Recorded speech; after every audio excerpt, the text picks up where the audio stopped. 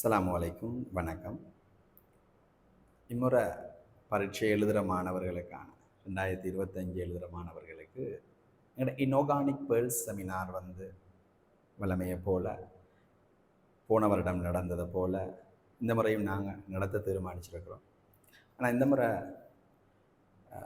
ஒரு விடயம் என்னென்றால், எஸ் தொகுப்பு, பி தொகுப்பு, டி தொகுப்பில் இருக்கிற தியரியையும் முதல்ல நாங்கள் ஒரு தியரியை முழுமையாக சமரி பண்ணி கொடுக்க போகிறோம்.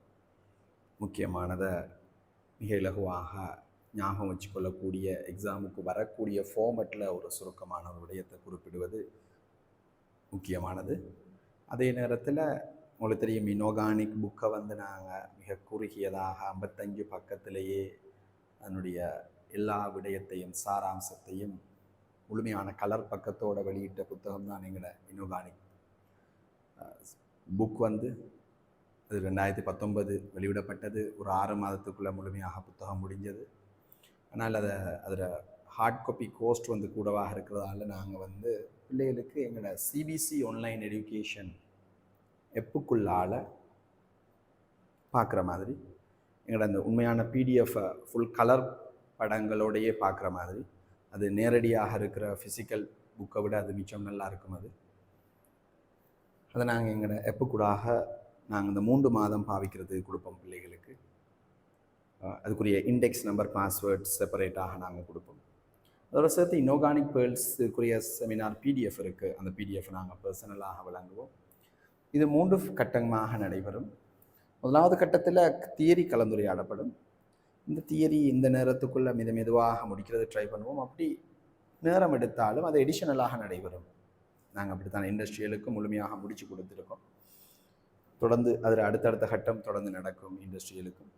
அதே மாதிரி அதில் முதல் பாஸ் பேப்பர் விளக்கங்கள் தொடர்ந்து போட்டுக்கொண்டு வரோம். அதே மாதிரி தான் இதில் ஃபேஸ் 2ல் பாஸ் பேப்பர் கேள்விகள், எம்சிக்யூ, ஸ்ட்ரக்சர் எஸ்ஏ தொடர்ந்து நடைபெறும். இதுக்குள்ளே அது முடிவடையாது. நாங்கள் இன்னமும் மேலதிகமாக கேள்விகள் செஞ்சுருக்கோம், போட்டிருக்கோம். அதே நேரத்தில் ஏற்கனவே நாங்கள் பாஸ் பேப்பர் விளக்கமும் செஞ்சுருக்கோம். அதுக்குரிய ரெக்கார்டிங்கும் உங்களுக்கு இந்த இன்ஆர்கானிக் தேவையான விடயங்கள் தரப்படும். ஸோ 7 அளவுக்கு இதில் முக்கியமானதாக செய்ய பார்ப்போம். மூணாவது ஒரு முன்கூட்டிய முதல் பேப்பர், இப்போ நடக்கிற மொரட்டோ பேப்பர் உட்பட எதிர்பார்க்க வினாக்கள் கடைசி நேரத்தில் வரும். அதை அனலைஸ் பண்ணி நாங்கள் எப்பொழுதுமே கடைசி செமினார்கள், பேப்பர்கள் செய்வது, அதை இன்ஆர்கானிக் பகுதியை இந்த இடத்துல டீட்டெயிலாக கலந்துரையாடுவோம். ஒரு சம்மரி ஒன்றா சொல்லுவோம். இவ்வளவு தான் நடந்தது, இவ்வளவு இதுக்குள்ளே நாம் படித்தது உங்களுக்கு தெரியும். அப்போ இதை படிச்சுட்டு வரக்குள்ளே இது எவ்வளவு லேசாக இருக்குது, எது எதிர்பார்க்கலாம் என்ற ஒரு கெஸ்ஸிங் ஒன்று வழங்கும்.